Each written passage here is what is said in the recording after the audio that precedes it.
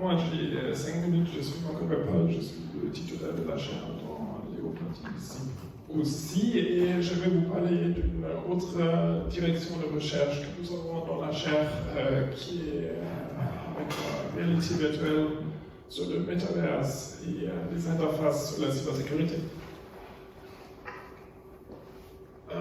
Ce travail, je le fais ensemble avec 2 étudiants PhD et un professeur connu de Brest avec Thierry Duval, Nicolas Delcombel et Anthony David. Et il y a plusieurs projets qui soutiennent ça. Donc on a les partenaires de la chaire qui sont ici et on a aussi l'Académie franco-allemande qui a soutenu ce travail dans un projet dans le dernier. Donc, en bref, je trouve fascinant ce que j'ai vu dans la Matrix. Donc, j'ai des données et soudainement, je peux les comprendre. Et si nous regardons de la cybersécurité, c'est le même défi. J'ai des choses que je monitore et après, je fais des observations et après, j'essaie de comprendre ce qui se passe. Mais le problème c'est que souvent, les systèmes sont très complexes. Et c'est pourquoi il m'intéresse de faciliter cette interface vers les humains. Ok, donc comment est-ce que ça se passe aujourd'hui? Aujourd'hui, on a typiquement un Cyber Security Operations Center ou Cyber Operations Center si on est dans le monde militaire. Et là, on a beaucoup des écrans, on a beaucoup des infos, on a beaucoup des têtes qui travaillent. Et ça, c'est idéal. S'il n'y a pas de Covid et je ne peux pas me réunir, ou si je n'ai pas les experts sur place, c'est aussi un problème. Et c'est pourquoi nous, on a pensé, ok, on a la bonne technologie VR, donc peut-être on peut l'utiliser. Et comme ça, on a regardé, ok, si je fais le VR, qu'est-ce que je fais? Je mets le casque, et après je suis dans un monde virtualisé. Et ça c'est cool parce que dans le monde virtualisé, je n'ai pas les lois de la physique, et je peux faire ce que je veux. Et qu'est-ce que je veux faire? Je veux faire comme dans le Matrix, je veux bien faire que les gens comprennent mieux les données sur la cybersécurité.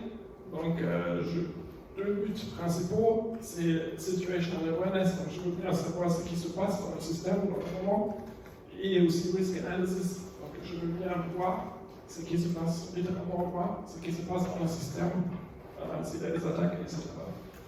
À la droite, on voit une visualisation, je vais penser à la vidéo. Et ici, vous voyez une visualisation intéressante d'un réseau. Donc, les nœuds du réseau, ce sont des chambres dedans, et les tuyaux, ce sont les connexions entre les parties du système. Donc, ça peut être les microservices dont le vidéo a juste parlé. Et les boules, ce sont des paquets.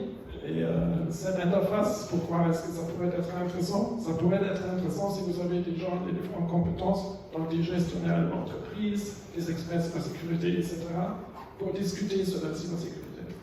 Et ça, c'est un exemple de ce qui est possible dans le VR. Et ce qui nous intéresse dans la recherche, c'est quelles sont les visualisations qui pourraient être pertinentes, les visualisations réalistes, donc sur les choses qui connaissent les gens, et non réalistes, comme les ELIX.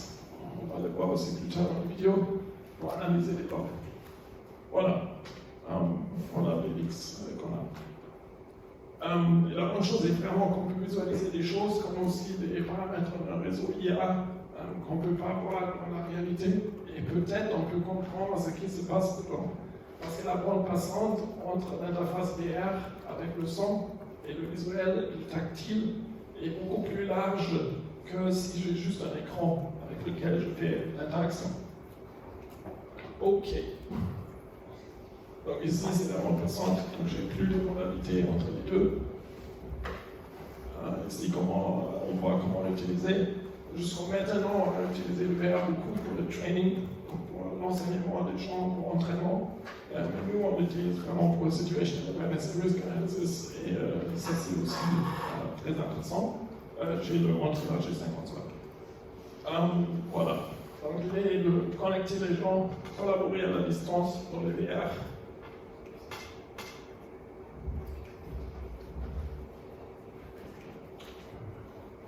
Voilà un stack, un tel système, parce que naturellement, si on ajoute une interface comme ça, on ajoute aussi des vecteurs d'attaque, et comme ça nous intéresse aussi de sécuriser le système. Et si vous êtes intéressé sur les vidéos, on a déjà des vidéos sur les prototypes que vous trouvez là-bas. J'ai aussi mis les transparents dans le dossier, dans le partage. Et nous avons naturellement aussi des publications. Et avec ça, j'ai 9 secondes. Merci pour l'attention. Merci beaucoup, Marc-Olivier.